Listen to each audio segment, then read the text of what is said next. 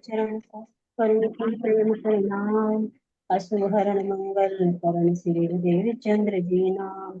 श्री प्राणनाथ निज मूलपति तिरुनय राज शुभ नाम। तेज कुंवर श्यामा युगल को पल पल करो प्रणाम।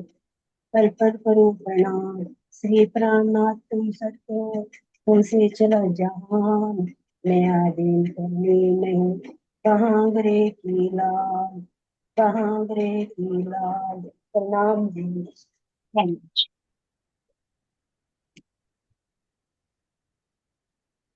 जी करूँ सुन। एकदम सुनो चलिए। जी सुंदर साथ जी आज एक अनुभव एक और सुंदर साथ का है जो सदगुरु के साथ उनका अनुभव रहा। वे भी अपना निजी अनुभव बता रहे हैं। जिस तरह हर सुंदर साध ने एक अलग अलग सुंदर साध का अनुभव बताया। ये सुंदर साधु उनका नाम पूरन बाई है। वे अपना नाम बता रही है कि मेरा नाम पूरन बाई है और मेरे पति का नाम त्रिलोक चंद है और मैं रिवाड़ी की रहने वाली हूँ। और जो जहाँ की ये राजकरनी थी ये राजकरनी भी वो रिवाड़ी की ही रहने वाली थी। वहाँ की है ये घटना है। और जो वे बता रही कि जो सदगुरु के साथ मेरे अनुभव रहे और जो मेरे साथ हुआ वो सब अपना बता रही है। वे बोली कि मैं जो रिवाड़ी में रहती थी तो उनको जो मेरा शुरू का जीवन था वो बहुत ही मतलब कष्टमय था। मेरा जो जीवन था वो बहुत गरीबी से बीत रहा था। मतलब रहने खाने का भी बहुत मुश्किल से गुजारा हो रहा था। और जैसे जिस घर में हम रह रहे थे वो हमने वो आधा तो मतलब वैसे जो साहूकार के पास गिरवी रखा हुआ था और आधे में हम अपना रहना सहना कर रहे थे। जैसे साहूकार रहते हैं तो उनके पास रख दिया मतलब मुकदमे मुकदमे चल रहे थे उसके लिए पैसा लिया और आधा आधे घर में हम खुद रह रहे थे। पर हमारे पास उनको ऐसा कोई साधन नहीं था जिससे मतलब हम अपना घर छुड़ा सके। जो धीरे धीरे जो साहूकार था उस साहूकार ने धीरे धीरे मतलब ब्याज दर ब्याज बढ़ाता रहा। तो धीरे धीरे जैसे ब्याज बढ़ाता रहा तो एक दिन जो वो आधा घर जिसमें हम रह रहे थे उनको वो भी उसके कब्जे में चला गया। उनको जैसे धीरे धीरे कब्जे में चला गया तो उनको हमें दुख जैसे भाई अपना अगर रिलेटिव में अपना घर छोड़ना पड़े तो दुख तो सभी को ही होता है। उनको हमने वो हमें घर छोड़ना पड़ा तो हम फिर एक किराए के मकान में रहने लगे। जो किराए के मकान में रहने लगे इनको जैसे किराए के मकान में रहे तो भाई उसमें किराए के मकान में जैसे ही रहे तो दिक्कत तो होती है। जिसका अपना मकान हो तो उसमें एक अलग सुविधा है और जो दूसरे का मकान है तो उसमें एक अलग दिक्कत से उसमें हर प्रकार की होती है।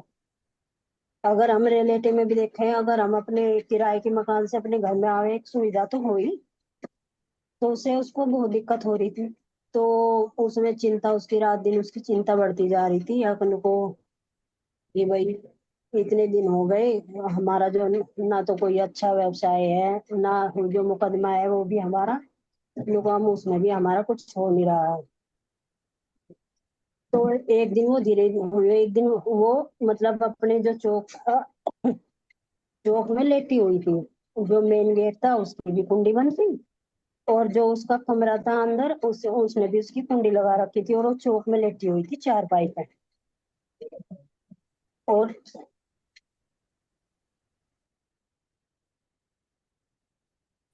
जी जी पूरनबाई बोली कि मैं अपने चौक में लेटी हुई थी और सर्दी का मौसम था शाम का टाइम था।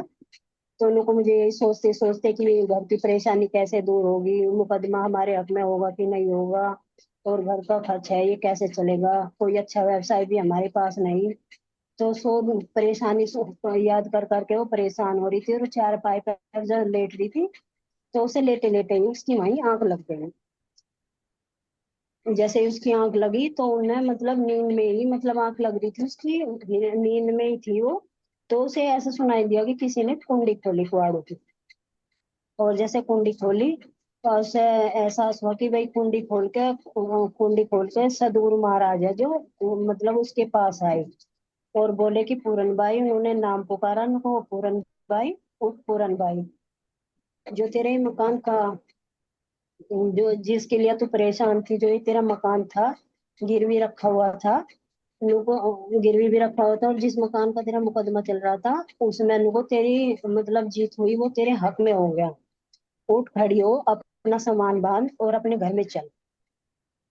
अब तो वो मतलब नींद में ही सो रही थी, तो इसी उसमें मतलब अंदर तो खुशी हो गई है, जब कोई चीज यार इतने लंबे टाइम से हमें मिल नहीं रही थी, परेशान नहीं हो रही थी, तो हमारे अंदर भी तो खुशी महसूस हो।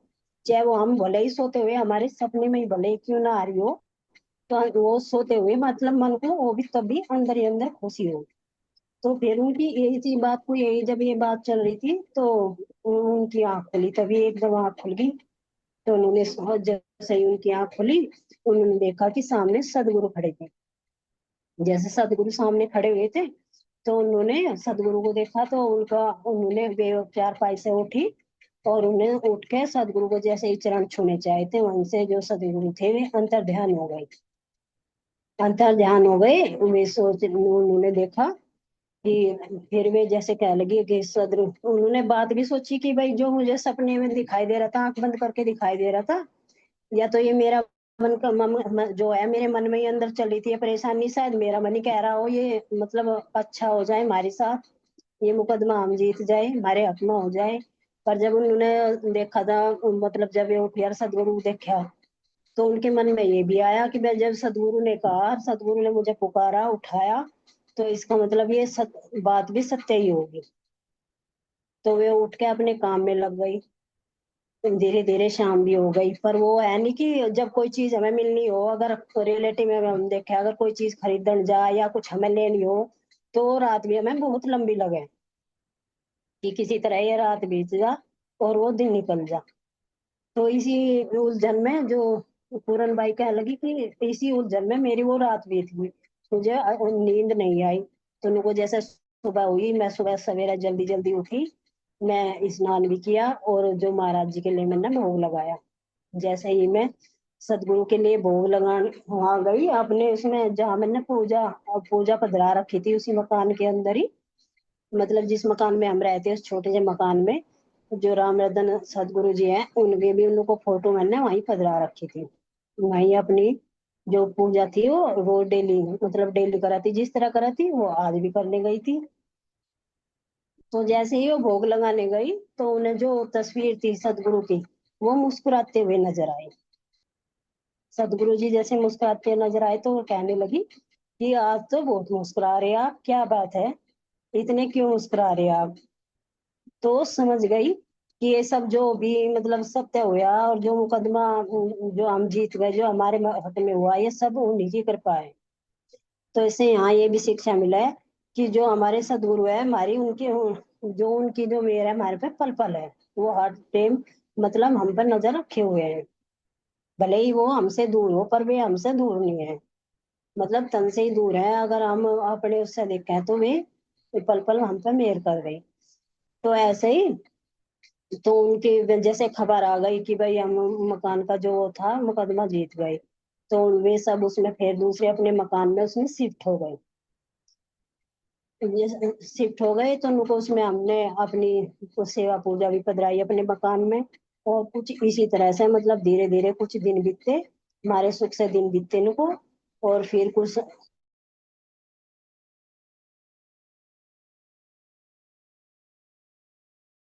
टाइम तो जैसे 10-11 साल का बच्चा हुआ, तो उनको कुछ तो ठीक चलता रहा, पर कुछ टाइम बाद वो बीमार हो गया। जैसे बच्चा बीमार हुआ, तो उन्होंने बस डॉक्टर को भी दिखाया, वेदवाद को भी दिखाया कि भाई बच्चा ठीक हो जाए, सभी ये सोचे कि हमारा बच्चा ठीक हो जाए, हर जगह लेकर जा। तो जब हर जगह से भी ना उम्मीद हो गई, कहने लगे कि ये तो मतलब उनके, फिर उसमें हम भी अगर रिलेटिव में हम भी देखें, तो अगर हर जगह से अगर हम ना उम्मीद हो जा, हमारे जो भी इष्ट हैं, चाहे मंदिर हो, चाहे कहीं भी हो, दरगाह हो, चाहे कोई भी जाति का हो, तो आखिर में जाकर हम लेकर वहीं जाएंगे जिन पर हमें विश्वास है कि वे शायद अच्छा कर दे। तो पूरन बाई भी कहने लगी कि मैं भी अपने बच्चे को लेकर महाराज जी के पास गई, कि महाराज जी मेरे बच्चे को अच्छा कर देंगे, मैं विश्वास के साथ लेकर गई। तो जो महाराज जी बैठे थे, उन्होंने उनके बच्चे के सिर पर हाथ फेरा, हाथ फेरा। तो उसके मन में विश्वास ये आ गया कि मेरा बच्चा बिल्कुल ठीक हो जाएगा।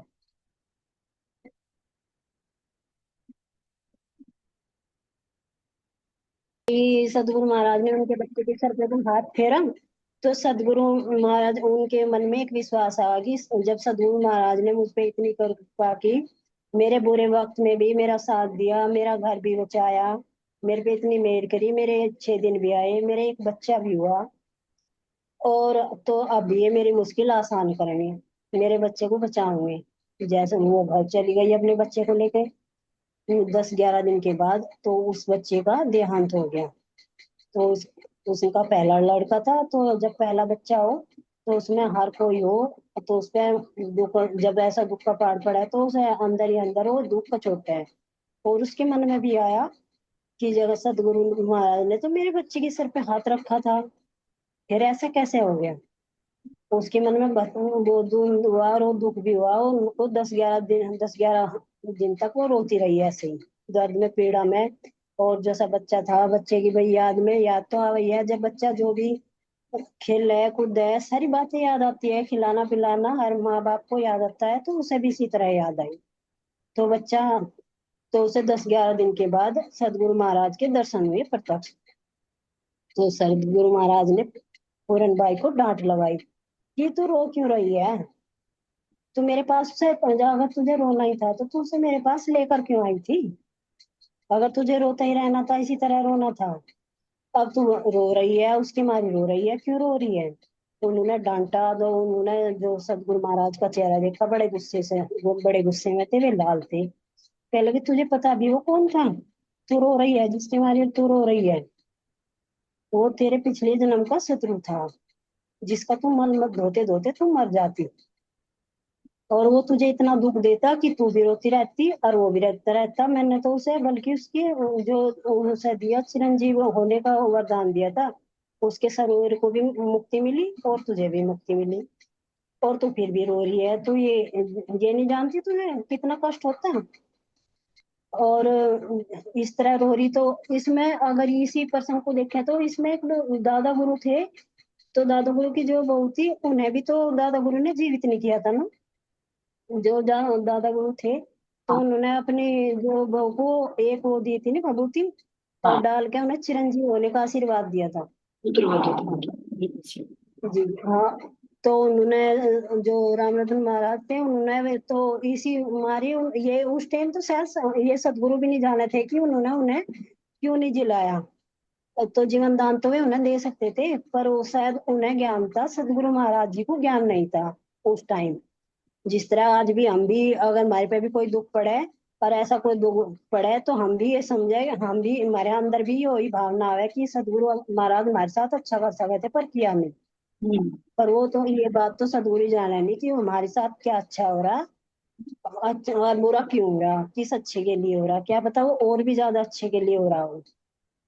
तो पूरन बाई को उन्होंने समझाया, कह लगी अगर वो उसे तू जिलाती, उसे डॉक्टर के ले जाती, रोज तू उसे दिखाती भी, वो जितनी भी तेरी प्रॉपर्टी थी नहीं वो सब खर्च हो जाती, और तेरे पास कुछ भी नहीं रहता, वो तब भी ठीक नहीं होता, और तू उसका मल धोते धोते दुखी रहती, रोती सारी उम्र, और वो भी दुखी रहता। तो मैंने तो उसके शरीर को भी मुक्ति दे दी और तेरे को भी मुक्ति दे दी, तू फिर भी रो रही। तो फिर उसने पूरन बाई बोली कि महाराज जी, ये सब तो आपकी कृपा थी, आप ही तो जानो, मैं तो नहीं जानती, मैं तो कोई एक आम इंसान हूँ, मुझे इन चीजों का ज्ञान नहीं है। तो उन्होंने क्षमा भी मांगी, और फिर अपने मन में भी मतलब ढाढ़स में दाया, चुप होगी कि जो सदगुरु महाराज करे वो अच्छा करे, वो पल पल करे, पल पल जो भी करे वो अच्छा ही कर दे। तो इससे हमें भी शिक्षा मिलनी चाहिए कि हमें भी अपने जो सदगुरु है उन पे विश्वास रखनी चाहिए कि वो जो भी कर रहे हैं अच्छा ही कर रहे हैं। ये कभी का प्रैक्टिकल बताऊं कि मेरे साथ, मैं कई दिन से वो दिक्कत थी, तो मुझे लग रहा था मेरी चितवनी छूट रही, आज मेरी चितवनी छूट जाएगी। मैंने देखा सुबह को उठ के, मुझे बड़ा दुख हुआ, मेरी चितवनी छूट गई। मुझे अगर सुबह को चितवनी हो जाता मेरा पूरा दिन, मुझे लगा कि हाँ मैंने कुछ जीवन में कुछ अच्छा सुना, तो मुझे बड़ा दुख हुआ। फिर मैंने जब 7-8 बजे देखा, मैं देखूं आज चितवनी में क्या हुआ, तो देखा मुझे पता चला कि चितवनी आज हुई नहीं, किसी कारण बंद थी। फिर 2-3 दिन बाद फिर मेरी तबीयत खराब हो गई, मगर आज भी छूट जाएगी। उस दिन भी किसी कारण मतलब वो हुआ नहीं, तो उस दिन भी वो बंद थी। मगर जो सतगुरु महाराज था सच्चे मन से मांगे ना, बस सही पूरा करे। तो यही शिक्षा हमें मिला कि हमें विश्वास रखना चाहिए अपने अंदर, मतलब विश्वास, दृढ़ता से विश्वास रखे ना, तो वे हर पल हमारे साथ है और हमारी हर इच्छा भी पूरी करें। ये हम ही तो नहीं जानते नहीं कि वे क्या कर रहे हैं। तो हम अगर प्रैक्टिकल में भी देखें तो बहुत सारी चीज हो जाएंगी। इच्छा भी पूरी करी, उनके अच्छे दिन भी लाए, इसी तरह हमारे भी तो अच्छे दिन लावे नहीं। ये अच्छे तो दिन है कि हम एक दूसरे से सुंदर साथ से जुड़े हुए हैं। हम देख लो, अलग अलग अलग अलग शहर से, अलग अलग गांव से है, तो इसके ये भी तो मेरी है कि हम एक दूसरे के जरिए जुड़ रहे हैं, एक दूसरे से सुन रहे हैं, और एक दूसरे सुंदर साथ के विचार भी सुनने में भी अच्छे लगे, और उससे हमें कुछ सीख भी मिला। तो हमें अपने जो सदगुरु महाराज है, अपने सदगुरु महाराज पे हमें पल पल जो मेहर बरसा रहे, उसका भी धन्यवाद शुक्रिया अदा करना चाहिए कि इस जीवन में हमें, कि इसका इतना भी मिला, ये भी बहुत बड़ी बात है। ना क्या पता हम कब से भटक रहे थे कि मिल ही नहीं रहा था, या फिर हम इस लायक नहीं थे। हाँ, तो ये भी मेहर है कि उन्होंने इस जन्म में भी हमें इतनी मेहर दी है कि एक दूसरे सुंदर साथ का साथ मिला। प्रणाम जी। प्रणाम।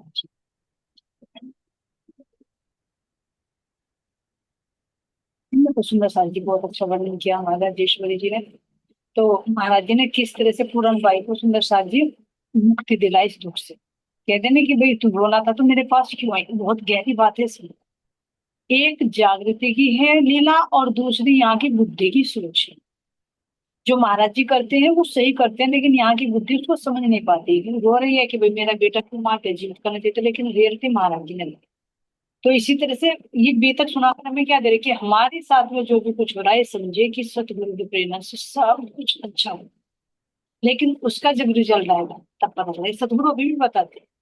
लेकिन कैसे, वो फिर जब बात सत्य होती ना, घटना घटित हो जाती, तब पता चलता है अरे इसका रीजन ये था, पता आगे चलता है ना। सुंदर साथ जी, तो सतगुरु महाराज जी ने पूर्ण बाई को अपने समय में लेकर पूर्ण ही बता दिया।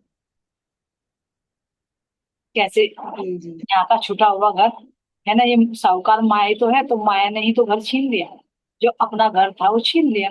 तो धीरे धीरे सतगुरु की मेहर में आकर अपना पहले आधा घर, फिर सारा ही घर लूट गया। क्योंकि माया ने जीव को भी लूट रखा, फिर आत्मा इसके ऊपर बैठ गई, आत्मा का ठिकाना भी लूट लिया। लेकिन सतगुरु महाराज जी ने धीरे धीरे धीरे धीरे सारा ही वापस दिलवा दिया। जो वे विश्वास के कारण ही तो उन्होंने सब कुछ लौटा दिया जी, जो विश्वास था उन पर दृढ़ उनका। तो उनका हाँ, एक तो वे उस चीज से भी भरोसा उधर से पार हो गए ना जी। पार हो गया, ये बिल्कुल। आज हम भी तो देखे हैं जी, जी जी। आज आजकल हम भी तो देखे हैं, नहीं हमारे पास ऐसे ऐसे लोग हैं कि ये हमें परेशान करें, और ये परेशानी भी तो हमारे लिए ही है, हमारी दृढ़ता और विश्वास के लिए ही तो है। ये हमारे अच्छे के लिए ही तो है जी, सबक के लिए है हमारे, अगर कि घर हम ये सोच ले कि भाई ये बुरा इंसान है। अगर घर तो वाले ये हमारी सोच के लिए है जी। जी, जी अगर घर वाले ये कहे ना कि मतलब तुम बैठ कर भजन भक्ति करो, तो हमारा मन ना इतना निठल्ला हो जाएगा, कुछ नहीं करेगा। लेकिन जब इस पर जी नहीं है जी, ये तो रियलिटी में है। और तुम कहेंगे ये तो काम है ही नहीं, सारा दिन बस यही काम रहे, भक्ति भाव का काम रहे, हिला तो इतना कुछ है ही नहीं, खाली है अपना, कर क्या रही है। पर ये पता नहीं, ये भी शायद हमारे लिए ही अच्छा है कि इससे हमें सीख मिल रही, और इससे हमारी दृढ़ता विश्वास बढ़ा है। ये भी हमारे लिए ही अच्छा है। पहले तो हम ये सोचा करते पता नहीं इन ये दिन कब कटेंगे, पर ये अब हमें ये लगा कि जो कुछ भी हो रहा है हमारे लिए अच्छा ही हो रहा है, हमारा विश्वास ही तो बढ़ रहा है सदगुरु के प्रति। और वे हमें इनते लेसन भी तो दे रहे हैं, वे ही तो दे रहे हैं हमें बैठ के, और जी ना हमें कहाँ ज्ञान था इन चीजों का। जी बिल्कुल। तो अब हमारी सोच बढ़ रही तो इसी कारण तो बढ़ रही है। बिल्कुल सही। तो ये पूरन बाई जी एक अनुभव और बताती सुंदर साथ जी, उससे भी हमें बहुत शिक्षा मिलती है। तो ये बता रही हैं कि रेवाड़ी में ही जो मंदिर था तो मैं उसमें जाया करती थी। भाई जैसे सभी हैं अपने घर में तो सेवा पूजा पधराती हैं, लेकिन मंदिर में भी जाते हैं तो सुंदर साथ से मिलन होता है। क्योंकि देखो अब तो फैसिलिटी हो गई भाई, जूम मीटिंग पे या मोबाइल पे कितने भी कॉल कर लो, कितना भी टाइम चर्चा कर लो तुम। लेकिन उस समय तो ये सुविधा नहीं थी, तो मंदिर में जाना भी जरूरी होता था। तो वो कह रही कि मैं पास के मंदिर में जाया करती थी, लेकिन वहां पर कुछ ऐसे थे जो महाराज जी को नहीं मानते। तो जैसे भाई जिसको महाराज जी के अंदर राज्य दिखाई दे रहे तो वो तो कहेगा, डंके की चोट पर कहेगा। लेकिन जिसको एक केवल तन दिखाई दे रहा है वो तो ऑब्जेक्शन उठाएगा। तो वहां जो मंदिर में रहने वाले थे तो उन्होंने ऑब्जेक्शन किया कि भाई तुम महाराज जी का नाम मत लिया करो, अगर तुम्हें यहाँ आना है तो उनका नाम छोड़ दो, और अगर उनका नाम लेना है तो यहाँ आना छोड़ दो। कंडीशन रख दी उनके सामने। अब देखो दोनों में से कुछ भी नहीं छूट सकता था। अब मंदिर में भी जाना जरूरी था, क्योंकि सुंदर साथ से भाई मिलन चर्चा श्रवण करना। देखो उस समय तो वाणी भी नहीं इतने अवेलेबल थे सुंदर साथ, ये मेहर देखो सतगुरु के अपने ऊपर, जितनी सुविधाएं वो भी। तो अगर सुंदर साथ के साथ ना जाए, उनसे ना मिले तो भी अधूरा अधूरा है, सतगुरु को छोड़े तो बिल्कुल ही असंभव बात है। दुविधा में पड़ गई। तो कह रही कि मैं घर बैठकर बहुत रो, अब करूं तो करूं क्या। फिर आखिर में डिसीजन लिया कि अंदर में आके चलो मैं मंदिर नहीं, भाई सतगुरु को तो नहीं मैं छोड़, भले मंदिर छोड़। लेकिन फिर मन में उचाटी आती है, क्यों, क्योंकि साथ भी जरूरी है। अब ऐसे रो ही रही थी तो महाराज जी ने तुरंत दर्शन देकर उन्हें कहा कि क्यों रो रही, पागल हो गई। और सारी बात बताई कि बताओ ऐसों के पास में क्या जाऊं जो मतलब आपसे नफरत करते हैं, आपका नाम लेने से रोकते हैं, जब मैंने आपकी पहचान कर ली तो मैं आपको कैसे छोड़ सकती हूँ। और रही दूसरी बात कि मंदिर में भी ना जाऊं तो भी वो भी छूटना असंभव ही लग रहा है। भाई सुंदर साथ भी तो चाहिए आपकी बात करने के लिए, अब बात कौन करेगा, आपको चाहता हो। अब ये तो नहीं कि नहीं तो घर परिवार में भी सब है कि हाँ एक से बात कर सकते हैं, नहीं, जो संतुष्टि अपने सुंदर साथ से मिलकर तो होती है, वो तो घर परिवार वालों से भी नहीं होती। घर वालों के साथ में घर का मैटर की बातें होती है, अपने सुंदर साथ के लिए देने की बातें होती है, तो वही आत्मा को तृप्ति मिलती है। तो ऐसे ही उन्होंने कहा, महाराज जी ने फिर समझाया कि तू चिंता मत कर। तू ये सोचे कि मैं मंदिर में हूँ, मैं मंदिर में नहीं, मैं तेरे घर में ही बैठा हूँ, एक तो बाहर के घर में, एक तेरे हृदय में ही बैठा। ये हौसला दिखाए सुंदर साथ जी, हमें भी दिखा रहे हैं कि चाहे कहीं भी घूम लो, कहीं भी ढूंढ लो, लेकिन सतगुरु महाराज जी कहाँ मिलेंगे, हृदय में ही। लेकिन यहाँ एक कंडीशन हो गई थी कि जब वहां ये कंडीशन रख दी तुम्हारे सामने कि या तो मुझे छोड़ो या मंदिर छोड़ो, तो मंदिर छोड़ो, चिंता मत, मैं तेरे पास में हूँ। और फिर अंदर दिल में रख दिया है कि तू रोती है तो चल उठा बांध घूंघरू और नृत्य। जो तू वहां नृत्य करती है, वहां जाकर गाती है, तो वहां क्या करती है, तू दिखावा करती है, लोगों को दिखावा। और ये नोटिस करने वाली बात है, जब हम बाहर जाते हैं तो एक नजर जरूर बाहर वाले पर रहती है, सामने वाले पर रहती है। और जो एकांत में नृत्य करते हैं, देखना इन दोनों में डिफरेंस, जो एकांत में गायन करते हैं, नृत्य करते हैं, पूरा फोकस धनी पर। एक बाहर का नृत्य गायन होगा, एक ध्यान अवस्था में डूबकर आत्मा का गाना और नाचना। तो वो तो एकांत में ही होगा, सब में तो नहीं होगा। सामूहिक में बाहर का होगा और एकांत में अंदर का। बाहर वाले से कह दिया कि बाहर जाकर तो तू नाटक दिखाती है, नृत्य करती है, गायन करती है, लेकिन अगर असल में मेरे लिए गाती है तो मैं यहाँ बैठा हूँ, गा बैठकर मेरे सामने, मुझे नहीं जाने के लिए तो गाती है, तो यही गाना यही बजाना। पूरन भाई को बहुत एक अंदर में एक हृदय में भरकर आया कि वास्तव में मेरे सदगुरु हर पल मेरे पास में है, जिसकी दुविधा में मैं फंसती हूँ तो उससे मुझे अवश्य मिले। तो कह रही कि मैं उस दिन बहुत नाची, बहुत नाची, क्यों, क्यों नाचेगी सुंदर सा, जब रूह नाचेगी ना तो जीव भी शांति से नहीं बैठेगा, जीव नहीं बैठेगा तो इंद्रिया भी शांति से नहीं बैठेंगी। अंदर का नृत्य भी होगा और बाहर का, अंदर का गायन भी होगा और बाहर का। कह रही पूरन भाई कि उस दिन तो मैं नाची नाची, लेकिन फिर कभी भी जब भी मैं मस्ती में आती थी तो उठा कर घूंघरू और मैं अपने सतगुरु के लिए नृत्य करने लगती थी, और जो आनंद मुझे मिलता था वो आनंद तो बदल गया ही नहीं कहना चाहिए। अब ये कहे कि यहाँ के नाचने में भी वास्तव में जब लोग लाच छूट जाते हैं ना, यहाँ की मीरा बाई को भी देखो वो कैसे नृत्य करती थी। नहीं पता होता था कि तो सड़क पर नाच रही, नहीं पता होता था कोई राजा रानी बैठा है, कोई साधु महात्मा बैठे हैं, कोई क्या कहेगा, भाई राजघराने की रानी होकर कैसे नाच रही सड़कों पर, कोई परवाह नहीं थी। क्यों, क्योंकि वो अपनी, ये नृत्य अंदर का होता है समस्या भी, जिसकी झलक बाहर भी पड़ती है। तो कह रही कि मैं श्रृंगार करती, अपने सतगुरु का श्रृंगार करती, अब बांध कर घूंघरू, इतने नृत्य करती, इतने नृत्य करती अपने धनी को रिझाने के लिए कि फिर कभी भी मुझे कभी दुख का अनुभव मेरे सतगुरु ने होने ही नहीं। क्यों, क्योंकि कब रो रही थी कि अकेले मेरे सुंदर साथ छूट जाएंगे, मेरे छूट जाएंगे, मंदिर जाना छूट जाएगा, तो मंदिर कहाँ है, असली मंदिर तो वही है जहाँ मेरे सतगुरु है। जब सतगुरु यहाँ पर है, सतगुरु हृदय में, फिर कहा, यानी बाहर की दृष्टि को हटाकर सतगुरु महाराज जी अंदर लाना चाहे। ये पर्सन हमें ये शिक्षा देते कि केवल बाहर बाहर पर ही डिपेंड नहीं है, अंदर में जो कह रहे कि आनंद, अपना आनंद, निज आनंद, संप्रदाय भी हमारा निज आनंद है, निज आनंद। अपने निज का आनंद कब मिलेगा? जब हम अंदर में उतरेंगे, सतगुरु को साक्षात अपने अंदर महसूस करेंगे, उनसे बातें करेंगे, उनका दर्शन करेंगे, तब वो आनंद की अनुभूति होगी। अगर बाहर बाहर में रहे तो बाहर में वो आनंद नहीं रहेगा, फिर हम दूसरे पर निर्भर हैं कि भाई वो नहीं मिला मुझे, वो नहीं मिला तो आनंद नहीं आया, मजा नहीं आया। बाहर में तो इंद्रियों का विषय है, सुख और दुख, लेकिन आत्मा का है विषय आनंद। इस तरह से पूर्ण बाई को सतगुरु महाराज जी ने पूर्ण कर दिया, प्रेम से भी पूर्ण कर दिया, आनंद से भी परिपूर्ण कर दिया, और इस संसार में भी परिपूर्ण अपना निज घर दिलवा दिया। यहाँ का घर तो दिलवाया दिलवाया, लेकिन अपने असली अखंड घर भी दिलवाया। ये सुंदर सा जी पूर्ण बाई के प्रश्न महाराज जी ने ऐसे नहीं लिखवाई, लीलाएं ऐसी नहीं घटित हुई। फिर कहेंगे कि भले ही जाहिरा में एक कहानी की तरह है, लेकिन इन सब के अंदर सार है, क्योंकि ये मेरे धनी की लीलाएं हैं। कोई क्रिया नहीं, कार्य नहीं, ये लीलाएं। और लीलाएं हमेशा दिव्यता लिए हुए। तो ये देखिए सुनो संगीत, पूरण बाई का एक ध्यान देखिए। पूरण बाई कह रही कि मैं श्रृंगार सजती।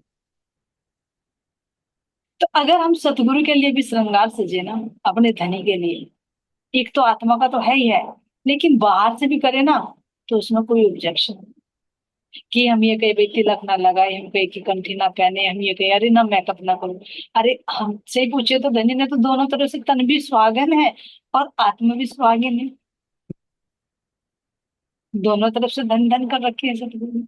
तो अंदर से आत्मा का भी श्रृंगार हो रहा है, बाहर से भी अपने सतगुरु को देखकर अपने, और तो और नहीं, अपने बाहर के प्रति का ही श्रृंगार बहुत अच्छा।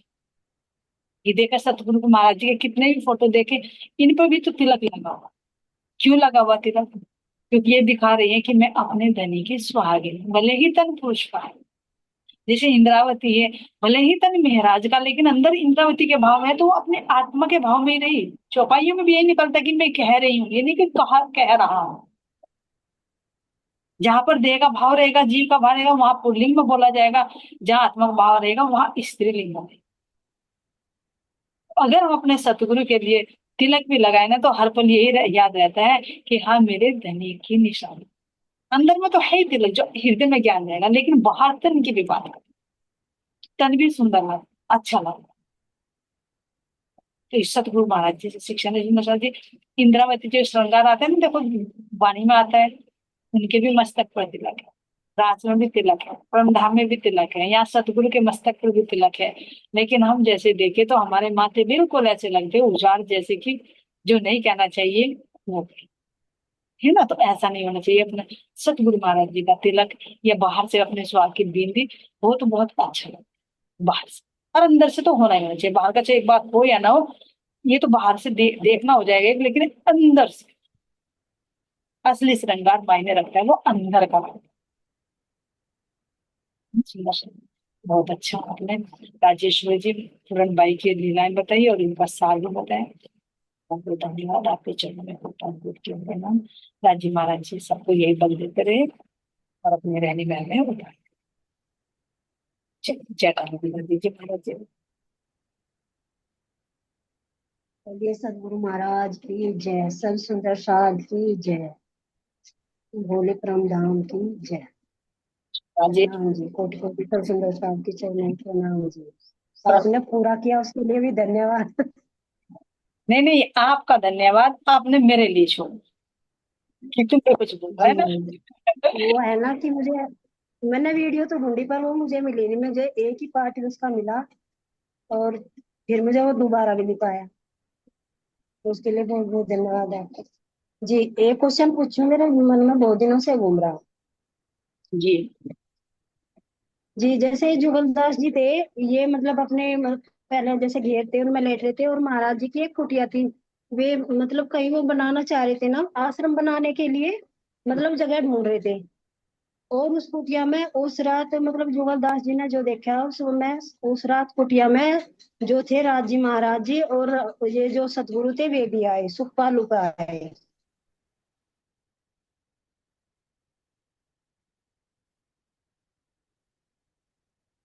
अंदर था हृदय में। जी वो मेरा भी नेट स्लो है जी आज। वो जैसे जुगलदास जी ने देखा नहीं कि जो सतगुरु महाराज है और राज जी है, उस पे सुखपाल पे बैठ के आए थे ना कुटिया में, आश्रम की जगह, मतलब आश्रम किस जगह आश्रम बनाए। तो वैसे तो सतगुरु महाराज के अंदर ही हृदय में बैठे थे महाराज जी, फिर अलग से क्यों दिखाए कि वे सुखपाल पे बैठ के उसमें कुटिया में आए और जुगलदास जी ने वे देखे, उसका कारण क्या था? तो वह तो वैसे भी बता सकते थे कि आश्रम अपने उनके अंदर बैठे हुए थे, फिर अलग से क्यों दिखाई दिए वे? क्योंकि अभी जुगलदास महाराज जी बता रहे हैं कि यहाँ पर आता है, उससे पहले बीतक में प्रसंग आता है कि यहाँ बड़े बड़े ज्ञानियों को भी माया भ्रमित कर जाती है। एक बार तो जब हम आत्मिक दृष्टि में होते हैं तो हमें लगता है कि हमारे शत्रु में साक्षात धाम है। जैसे ही मन परिवर्तित होता है, आत्मा से दृष्टि जीव पर आ जाती है, तो जीव के अंदर शंका हो जाती है कि कहीं ऐसे होंगे। तो यहाँ जुगलदास जी को, जो बारूदान का पहला नाम, तो उनको भी पूर्ण विश्वास नहीं था, कह रहे कि उनके अंदर भी थोड़ी सी भी शंका थी। तो उस शंका को जी दूर करने के लिए उन्होंने दिखाया कि दो स्वरूप है, फिर एक ही स्वरूप में नजर आए। ये दिखाया कि साक्षात जी राज्य राज्य से कनेक्टेड हैं। तो ये शंका का निवारण करने के लिए लीला की गई। जी। मतलब किसी भी उसमें था नहीं ना कि राज्य मतलब पृथ्वी पर आए इस उसे सत्य करने के लिए। तो मेरे ख्याल से कि ये पहला ही चरण होगा जिसमें राज्य के दर्शन हुए साक्षात। क्या हाँ, ऐसा संभव था कि साक्षात राज्य यहाँ आए? नहीं देखो, वो आवेश की लीला है, वो कैसे भी लीला कर सकते हैं। अब ये बात करें कि जैसे हमारे देवचंद जी को मारवाड़ में रूप बदल कर दीवान रूप में दर्शन दिए, फिर ब्रज में पहुंचे, फिर रात में भागवत सुनते हुए जी जी साक्षात दर्शन दिए, है ना। तो जो आवेश स्वरूप होते हैं वे पूर्ण है, पूर्ण परमात्मा, वे जैसा चाहे वैसे रूप में आकर यहाँ दर्शन दे सकते हैं। और वो सामर्थ्य भी देते हैं देखने की, ऐसा नहीं कि जी, पूर्ण रूप से या वैसे आवेश आवेश रूप से। जी जी जी। आवेश रूप से, क्योंकि पूर्ण मैं है, वो तो पूछ रही आवेश हूँ। पूर्ण होता है। आवेश रूप। आवेश भी पूर्ण होता है, वो भी जैसे चाहे वैसे लीला जी, कर। वो पूर्ण रूप तो नहीं था हमारा। जी जी। जी तो राजेश्वरी। राज्य का वो पूर्ण स्वरूप ही माना जाएगा जैसे वे सुखपाल पाए थे। आवेश आवेश भी पूर्ण ही जी, माना। वो जैसे वे सुखपाल पाए। अच्छा, पूर्ण रूप का ही माना जाएगा जी, वो भी आवेश भी। आवेश भी। मतलब वो रियलिटी तो नहीं थी ना? जी, आपकी आवाज कट रही। जी, थोड़ा नेट इस पर। मतलब वो रियलिटी तो नहीं थी ना, जैसे रियलिटी हो, मतलब आमने सामने आदमी हो, ऐसे तो नहीं था ना, वो आवेश था ना। देखो, जैसे आवेश रूप आवेश खड़ा कर दे वो कोई, जी जी जी जी, देखो एक सामने स्वरूप खड़ा कर दे। ऐसा होता है कि वो चीज ना उसी को दिखाई देगी जिसको मैं दिखाना चाहूँ। ये विशिष्टता होती है, ये जी नहीं कि जी सबको दिखाई देंगे। तो यानी वो अंदर में दिव्यता देंगे और वो रूप उन्हीं को ही नजर आएगा जिसको वे दिखाना चाहते हैं, दूसरा नहीं देख पाएगा। नहीं तो जब देवचंद जी को दर्शन दिया था वो सब देख पाते, फिर उन्होंने अकेले क्यों देखा? जी जी। है ना। जैसे वे सभा में वे सुन रहे थे नहीं, जी जी, हाँ, तब भी उन्हें अकेले कोई दिखाई दे गए। इसी तरह से वो ये एक दिव्य लीलाएं होती हैं जिसको कहते हैं दर्शन कराना। जी जी। और जैसे ये कहते हैं ना कि जो परम धाम में मतलब जो वे मतलब आत्म स्वरूप पहुंच जा तो वहां की आवाज यहाँ नहीं आती, यहाँ की वहां नहीं आती, फिर कैसे ऑटोमेटिकली बात हो जा जी?